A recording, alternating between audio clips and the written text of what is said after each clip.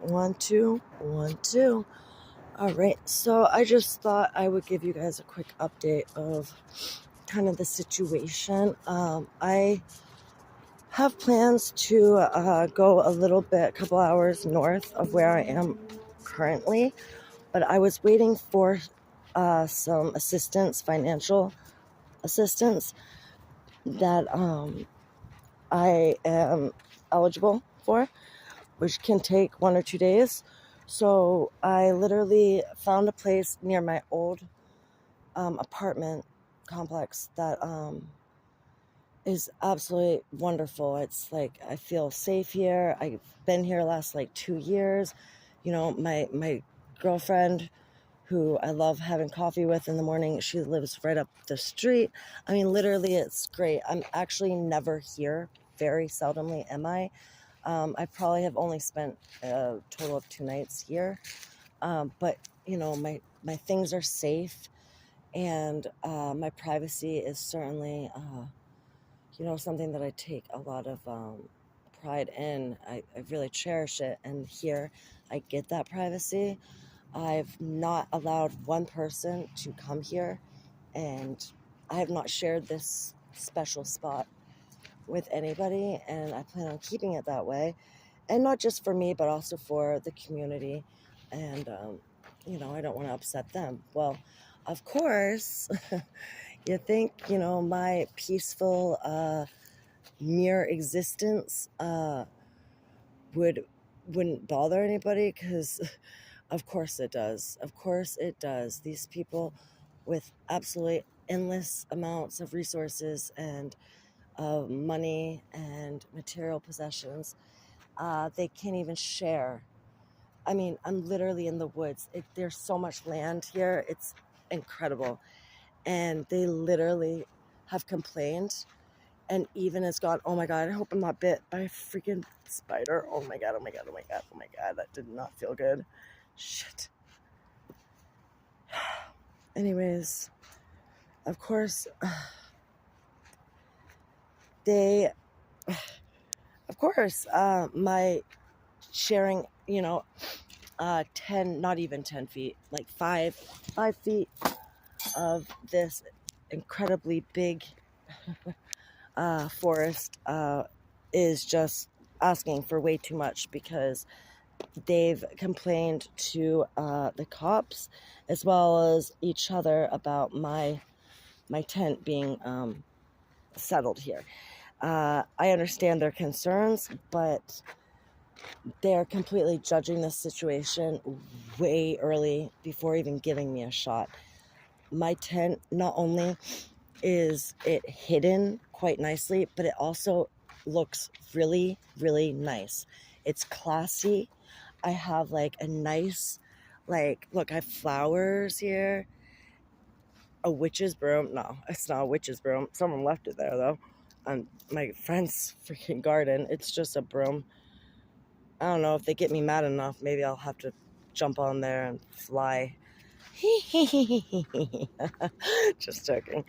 But anyways, my tent doesn't even look trashy. It's like, if this was going to be a mobile home, this would be like the deluxe. Okay, this is classy, and I have no trash anywhere.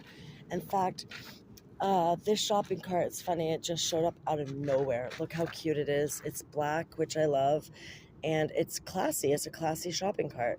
So that was here for me anyways, and this is my laundry.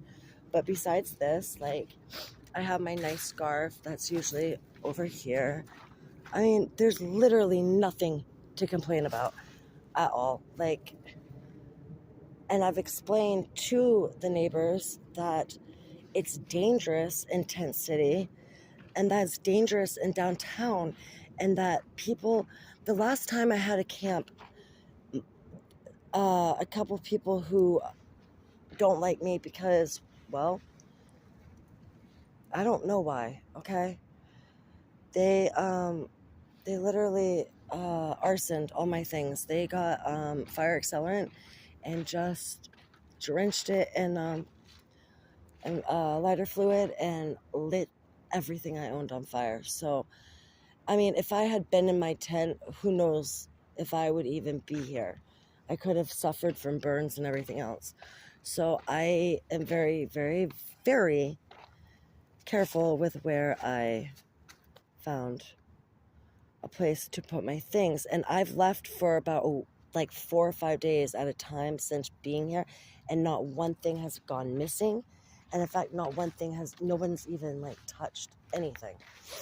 So I get back today, and I plan on leaving anyways in a couple days for a chance to make auditions a little bit more easier to get to, with traveling and transportation, all that type of thing. And I have a couple friends, I think, who are going to travel with me up towards the LA area. So anyways, I am greeted by 2 officers, and they told me how I needed to pack everything up and I had to vacate the premise by tomorrow. And if it's not done by tomorrow, I've already had a warning, they do something else, which is like a misdemeanor fine, and then it goes all the way into jail. Like, I have like four warnings, and then I will be arrested. I find this really kind of sickening to my stomach, only because I have been scared. I have been extremely scared, and I felt safe here, and I'm close to a good friends and all that sort of thing. And the fact that they are really dead set in making me leave is just so it hurts my feelings, because I can understand if I was attracting wrong type of people or traffic, or I was being loud, or even like anything, but I have not even been here in a week. That's the crazy part. And so for them to bully me out of here after what had happened to me, after what Sal did to me, is just so it's absolutely heartbreaking, because these people don't care about what happened to me. But clearly they wish probably I did die up in Palm Springs area. But also, it just shows me that these people, I'm in the richest state in the United States, and still they are heathens. They want to consume and take in anything that brings pleasure, and that includes bullying and straight up discriminating against people who have found themselves without a home. Now, I've always gone by home is where the heart is. So maybe I've picked that up along the way due to me growing up in foster care. And now my current situation of not having an actual roof over my head. So I'd like to think that, wherever I am, I'm at home as long as I'm with, who I love, my family, my son, or even just myself, as long as, I have self-love for me. Point being is that they would rather me go into a dangerous situation and expose myself to almost being like burnt to death, versus me be anywhere near their little perfect, golf course like building complexes like this road. Now, I am in a condo complex, so I'm not even around I'm on anybody's land. I'm not on anybody's backyard. In fact, where I'm located is on trails that extend all over this area.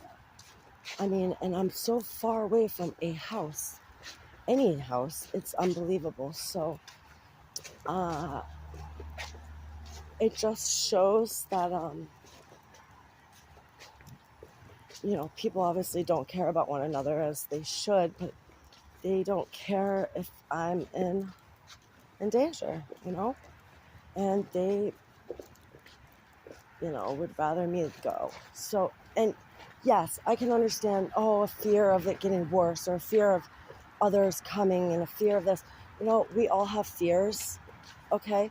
But it's time for these people to just shut the fuck up and fucking have faith, okay?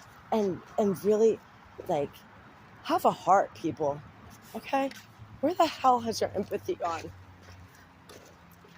I did not become homeless because of my mistakes, okay? In fact, it was quite frankly the opposite. I became homeless because I would not sleep with my roommate, a 60-year-old man, okay? A 60-year-old man who is spiteful and jealous and angry because he could not have his way with me, leaving me out here on the streets.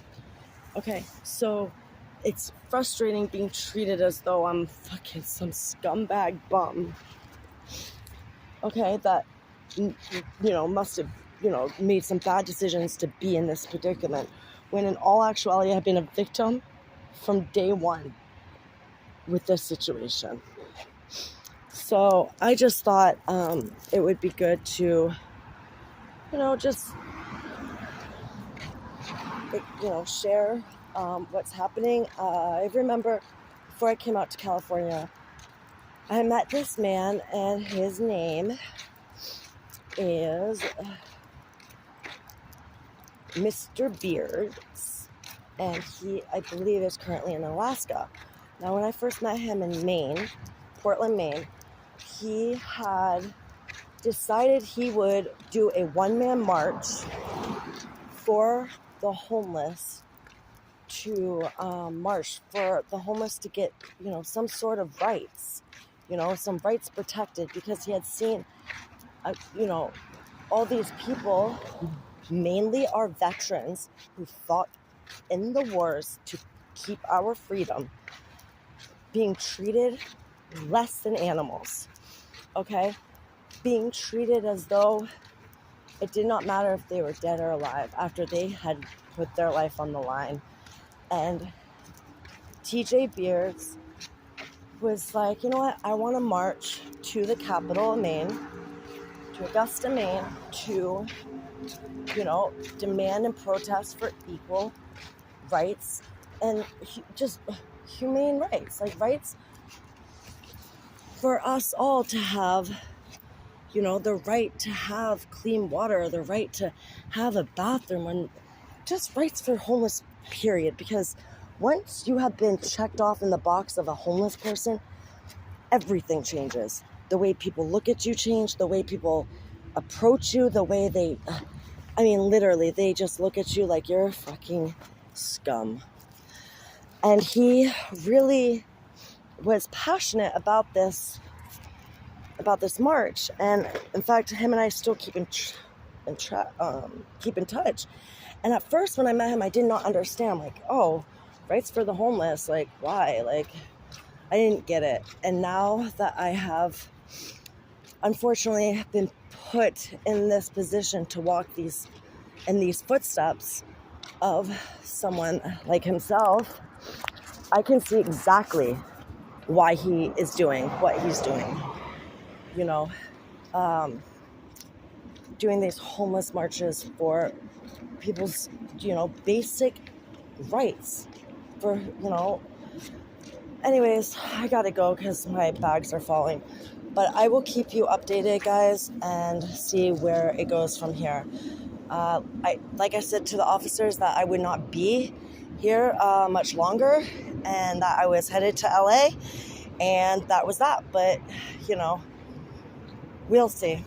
anyways, thanks for listening. And please, if anybody has any insight or advice, yeah, shelters, okay? No, people don't understand how dangerous these shelters are. They don't understand that is not the answer. I mean, yes, Tent City is a solution, but it's not the answer. And honestly, I'll get into that on another video. So have a good night, and I hope you can just really try to put yourself in my position and try to